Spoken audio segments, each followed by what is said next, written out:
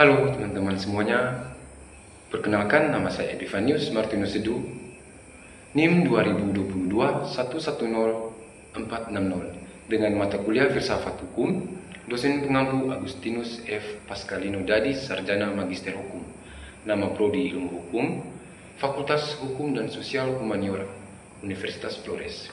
Kita mulai pada pembukaan.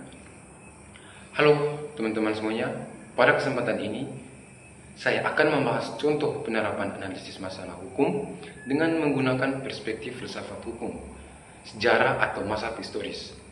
Pembahasan ini penting karena dalam praktiknya, hukum tidak hanya dipahami sebagai aturan tertulis, tetapi juga sebagai hasil dari proses sejarah, budaya, dan nilai sosial masyarakat. Dalam video ini, pembahasan akan dibagi ke dalam 3 bagian utama, yaitu pertama, penjelasan mengenai aliran filsafat hukum, sejarah atau masa historis. Kedua, penerapan masalah hukum yang diangkat beserta deskripsinya menggunakan metode 5W tambah 1H. Dan yang ketiga, analisis masalah hukum tersebut berdasarkan pemikiran masa historis. Kita mulai pada bagian yang pertama, yaitu aliran filsafat hukum, sejarah atau masa historis. Masa historis merupakan salah satu aliran utama dalam filsafat hukum yang berkembang pada abad ke-19 di Eropa, khususnya di Jerman. Aliran ini muncul sebagai reaksi terhadap pandangan hukum alam dan positivisme hukum yang menekankan bahwa hukum dapat dibuat secara rasional dan seragam. Tokoh paling berpengaruh dalam masa historis adalah Friedrich Karl von Savigny. Menurut Savigny, hukum tidak diciptakan oleh negara secara sewenang-wenang, melainkan tumbuh dan berkembang bersama dengan masyarakat. Savigny memperkenalkan konsep Volksgeist, yaitu jiwa atau semangat bangsa, yang menjadi sumber utama lahirnya hukum. Artinya, hukum mencerminkan kepribadian, sejarah, serta budaya suatu masyarakat tertentu. Adapun gagasan pokok masa historis antara lain, yang pertama, hukum lahir dari kebiasaan dan tradisi yang hidup dalam masyarakat. Dan yang kedua, hukum berkembang secara evolutif dan historis, seiring dengan perkembangan masyarakat. Dan yang ketiga, setiap bangsa memiliki sistem hukum yang berbeda sesuai dengan pengalaman sejarah. Yang keempat, hukum adat memiliki posisi paling penting karena merupakan bentuk hukum yang paling dekat dengan kehidupan dalam masyarakat.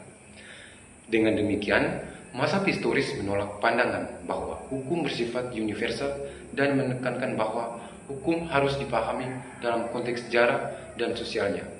Kita masuk pada bagian yang kedua, yaitu masalah hukum dan deskripsi masalah.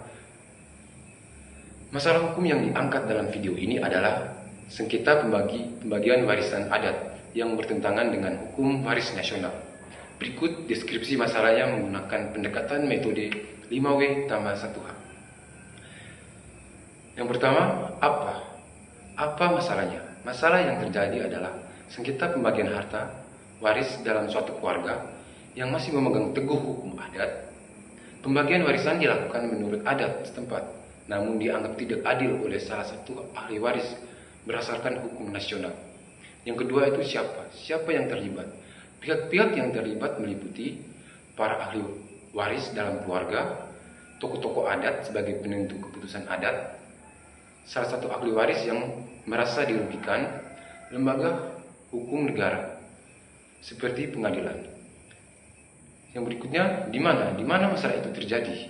Masalah itu terjadi di lingkungan masyarakat hukum adat, terutama di daerah yang masih kuat mempertahankan sistem kekerabatan adat. Yang berikutnya, kapan masalah itu terjadi? Sengketa muncul setelah meninggalnya orang tua atau kepala keluarga, ketika harta waris akan dibagikan. Yang berikutnya, mengapa masalah itu terjadi? Masalah terjadi karena adanya perbedaan prinsip antara hukum adat dan hukum nasional. Kasusnya mengenai keadilan dan kesetaraan hak ahli waris.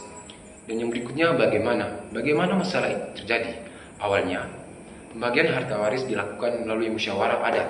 Namun, salah satu pihak merasa tidak dapat hak yang adil. Sengketa pun berlanjut ke jalur hukum formal. Dan kita masuk pada bagian yang ketiga, yaitu analisis masalah hukum berdasarkan masa historis. Jika dianalisis menggunakan perspektif masa historis, maka sengketa waris adat tersebut harus dipahami dan melihat latar belakang sejarah dan nilai budaya masyarakat adat itu sendiri. Menurut mazhab historis, hukum adat yang mengatur pembagian warisan bukan sekedar aturan tradisional, melainkan hasil dari pengalaman sejarah panjang masyarakat yang bertujuan menjaga keseimbangan sosial dan berkelanjutan komunitas. Aturan warisan adat seringkali didasarkan pada struktur kekerabatan, tanggung jawab sosial ahli waris tertentu, fungsi harta waris bagi kelangsungan keluarga dan komunitas adat. Oleh karena itu, mazhab historis berpandangan bahwa hukum negara harusnya tidak serta-merta mengesampingkan hukum adat selama hukum adat tersebut masih hidup dan diakui oleh masyarakat, maka hukum tersebut memiliki legitimasi yang kuat. Dalam konteks ini, penyelesaian sengketa harusnya mengutamakan musyawarah adat, melibatkan tokoh adat sebagai penjaga nilai tradisi, dan menjadikan hukum negara sebagai pelengkap, bukan pengganti hukum adat. Dengan demikian, keadilan tidak hanya dilihat dari aspek formal, tetapi juga dari kesesuaian dengan nilai-nilai historis dan sosial masyarakat. Dan yang terakhir, kita masuk pada bagian penutup. Sebagai kesimpulan, mazhab historis menegaskan bahwa hukum adat adalah produk sejarah dan budaya masyarakat.